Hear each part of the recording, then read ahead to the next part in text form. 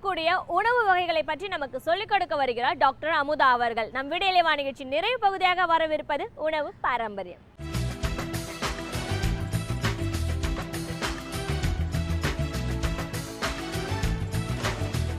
வணக்கம். அற்றான் அளவறிந்து உண்க அக்திலார் பெற்றான் பிரித்துயிர்க்கு மாறு மருந்துங்கிற அதிகாரத்தில் வள்ளுவரால் சொல்லப்பட்டது. அளவறிந்து நம்ம அளவுக்கு அதிகமாக நம்ம உண்ணும்போது அது நமக்கு ஆபத்தாக தான் இருக்கும் அப்படின்னு அவர் அழகாக சொல்லியிருப்பார். உண்டி சுளுக்கி பெண்களுக்கு அழகு ஔவையார்னால் சொல்லப்பட்டது. ஸோ என்றைக்குமே நம்ம வந்து அளவோடு சாப்பிடும்போது நமக்கு அது நமக்கு வந்து எந்த நோய்கள் வராது. ஆனால் அளவுக்கு அதிகமானது அப்படின்னு சொல்லும்போது அது குவாலிட்டியை பற்றி அவர் சொல்லிக்கிறாருன்னு பார்த்தீங்கன்னா அது அப்படி இருக்க வாய்ப்பில்லை. கார்போஹைட்ரேட்டுங்கிற நம்ம கலோரி அதிகமான உணவு, கார்போஹைட்ரேட்டு ஃபேட்டு இது ரெண்டுமே வந்து கலோரி அதிகமான உணவு தான்.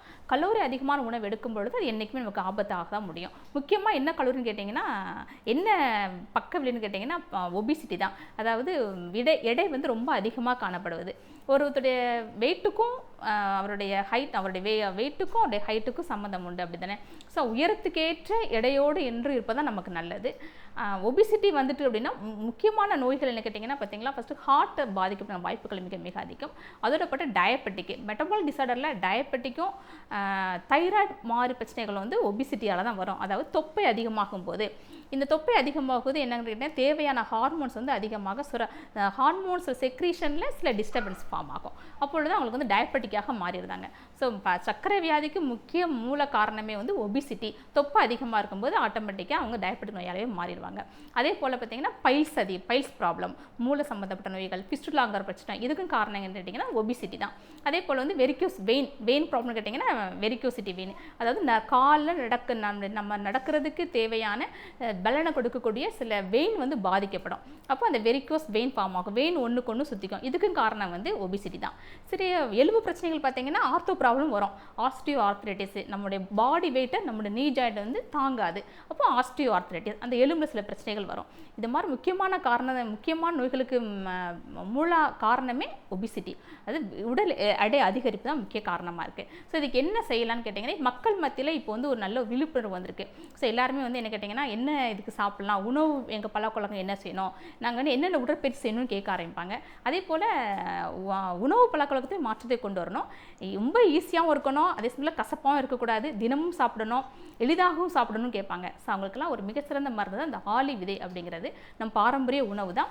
நம் நாட்டில் உள்ள எள்ளு, நிலக்கடலை, கொள்ளு இதெல்லாம் நிறைய பேருக்கு தெரியும். ஆனால் ஆளி விதைன்னா என்னென்னு எல்லாருமே கேட்க ஆரம்பிக்கிறாங்க. ஸோ ஆளி விதையை வச்சு இந்த ஆளி விதைனா என்ன அப்படிங்கிறத பாருங்கள். இந்த ஆளி விதையில் என்னென்ன பொருட்கள் எப்படி வேலை செய்யுது, ஒபிசிட்டிக்கு அது எப்படி ஒரு சிறந்த மருந்தாக இருக்குங்கிறத நம்ம பார்க்கலாம். ஆளி விதை ஜூஸ் செய்ய தேவையான பொருட்கள்: ஆளி விதை, மோர் 1 டம்ளர். நம்முடைய இந்த உணவு பாரம்பரிய நிகழ்ச்சியில் தெரியாத மூலிகைகளை பற்றியும் மறந்த பாரம்பரிய உணவுகளையும் பற்றி நம்ம நிறைய பார்த்துட்டு வரோம். இதன் மூலமாக நிறைய பேர் பயனடைஞ்சிட்டு வந்துட்டுருக்கீங்க. முக்கியமாக இந்த ஆளி விதைனா எப்படி இருக்குன்னு நிறைய பேர் கேட்க ஆரம்பிச்சிருக்காங்க. ஸோ அவங்களுக்கு தான் நம்ம நிகழ்ச்சி நம்ம காமிச்சிட்ருக்கோம். எப்படி எள்ளு, கொள்ளு, வேர்க்கடலை இதெல்லாம் நம் நாட்டோட பாரம்பரியமான ஒரு முக்கியமான உணவு, அதே போல் ஆளி விதையும் நம் நாட்டோட ஒரு முக்கியமான உணவு தான். நிறைய பேருக்கு இது தெரியறதில்லை. ஏன்னா இது இங்கேருந்து நம்ம நாட்டில் விளையக்கூடிய ஆளி விதை எல்லாமே ஏற்றுமதி ஆயிடுது. ஸோ அதில் இருந்து ஒமேகா 3 ஃபேட்டி ஆசிடுங்கிற ஆசிடு இதில் உள்ள ஆலிவ் விதையிலேருந்து ஆலிவ் எண்ணெய் எடுத்து அந்த ஆலிவ் எண்ணெயை அதிகமான 50 மடங்கு விலையை அதிகமாக வைத்து இப்போ நம்ம நாட்டுக்கே அதை அனுப்பி நம்ம அதை வாங்கி சாப்பிட்டுட்ருக்கோம். ஹார்ட் ப்ராப்ளத்துக்காக, ஒபிசிட்டி குறையணும், ஹார்ட்லேருந்து ப்ராப்ளம் வரக்கூடாது, இருதயத்தில் வரக்கூடாது, ரத்த குழாயில் வர பிளாக்கை இந்த ஆயில் குறைக்கும் அப்படின்னு சில நிறைய பேர் அப்படிங்கிற ஒரு விளம்பரத்தினால நம்ம அதை வாங்கி சாப்பிட்டுட்ருக்கோம் அதிகமான விலை கொடுத்து. ஆனால் இந்த பாரம்பரிய உணவு நம்ம நாட்டோடது மிகவும் எளிதாக கிடைக்கக்கூடியது, மிக விலை ரொம்ப குறைவான மலிவான விலை கிடைக்கக்கூடிய ஒரு முக்கியமான உணவுப் பொருள் தான் இது. இதில் முக்கியமாக வந்து நார்ச்சத்து அதிகமாக காணப்படுது. அதே போல் ஒமேகா 3 ஃபேட்டி ஆசிட்னாலே இருதயத்தையும் பாதுகாக்கக்கூடியது, இருதயத்தை சுற்றி உள்ள மசில்ஸை பாதுகாக்கக்கூடியது, இரத்த குழாய்க்குள்ளே ரத்தம் அடைபடாமல் தரக்கூடிய சக்தி வந்து இந்த ஆலிவ் விதைக்கு உண்டு. எல்லாருமே சாப்பிடக்கூடிய உணவு. அதே போல் இதில் வந்து எசென்ஷியல் ஃபேட்டி ஆசிட் அதிகமாக இருக்குது. உடம்புல உள்ள கெட்ட கொழுப்பை குறைக்கக்கூடிய சக்தி அதிகமாக காணப்படுது. ஒரு இப்போ நீங்கள் இந்த ஆலிவ் ஆயிலில் இந்த ஆலிவ் விதையை நல்லா சுத்தம் செஞ்சு கிரைண்ட் பண்ணி இப்படி மாவாக்கி இப்படி எடுத்து வச்சுக்கோங்க. இது 1 டீஸ்பூன் நீங்கள் அளவு எடுத்து நீங்கள் சாப்பிட்டு வந்தீங்கன்னா உடம்புல உள்ள கெட்ட கொழுப்பு கொஞ்சம் கொஞ்சமாக குறைய ஆரம்பிச்சிடும். அதுதான் ரொம்ப ஸ்பெஷல். நல்ல கொழுப்பு அதிகரிக்க ஆரம்பிக்கும். ஸோ ஒரு ஃபுட்டை சாப்பிடும்போது எந்த டைமில் இப்படி நடக்கும்னு கேட்டிங்கன்னா உடற்பயிற்சி பண்ணும்போது ஆட்டோமேட்டிக்காக உடம்புல உள்ள நல்ல கொழுப்பு அதிகமாகிக்கும், ஹெச்டிஎல் அதிகமாக ஆரம்பிக்கும், கெட்ட கொழுப்பு குறைய ஆரம்பிக்கும். அதே மாதிரி ஆக்ஷன் இந்த ஆளி விதைக்கு உண்டு. ஆளி விதை நீங்கள் ரெகுலராக சாப்பிட ஆரம்பிக்க ஆட்டோமேட்டிக்காக உடம்புல உள்ள நல்ல கொழுப்பு அதிகரிக்க ஆரம்பிக்கும், கெட்ட கொழுப்பு குறைய ஆரம்பிக்கும். ஸோ ஆரோக்கியமான வாழ்க்கையை வாழ முடியும். இறுதி சம்மந்தப்பட்ட நோய்கள் எதுவுமே வராது. தொப்பை குறைய ஆரம்பிக்கும், உடல் இறமை அந்த ஒபிசிட்டி குறைய ஆரம்பிக்கும். ஒரு மிக சிறந்த உணவு ஆளி விதை. ஒரு ஆரோக்கியமான விதை, ஒரு உயிர் காக்கக்கூடிய ஒரு விதைன்னு சொல்லலாம். இது எப்படி சாப்பிடலான்னு கேட்டிங்கன்னா, இது வந்து நம்ம மோர் இதில் நம்ம எடுத்துருக்குறோம். இது நீங்கள் மோரும் எடுத்துக்கலாம், வெறும் வெந்நீரும் எடுத்துக்கலாம். வெறும் இது கூட ரெடி பண்ண முடியாது அப்படிங்கிறவங்க வெறும் பவுடரை கூட சாப்பிட்டு தண்ணி குடிச்சிட்டு வரலாம். ஒரு மிக சிறந்த ஒரு ஃபுட்டு.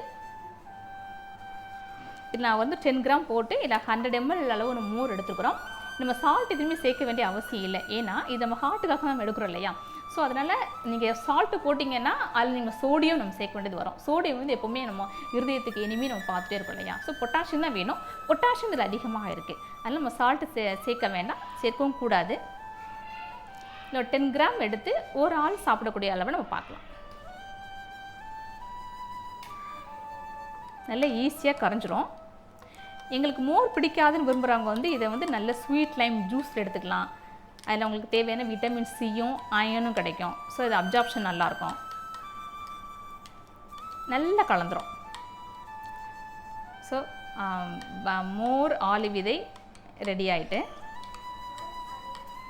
தினமும் இதை ஒரு மார்னிங் இதை நீங்கள் சாப்பிட்டு வரலாம். பிரேக்ஃபாஸ்ட்டு முடிச்சு உடம்பை குறைக்கணும், வெயிட்டை குறைக்கணும், டயபெட்டிக் வரக்கூடாது, ஹார்ட் அட்டாக் வரக்கூடாது, ஆரோக்கியமாக வாழணும்னு நினைக்கிறவங்க எல்லாருமே ஆளி விதையை மறந்துடக்கூடாது. தினமும் சாப்பிட்டு வரக்கூடிய நம் நாட்டோட பாரம்பரியமான ஒரு உணவு ஆளி விதை. ஒரு ஆரோக்கியமான விதை, ஒரு உயிர் காக்கும் விதை, இதே நோய் வராமல் தடுக்கக்கூடிய ஒரு விதை.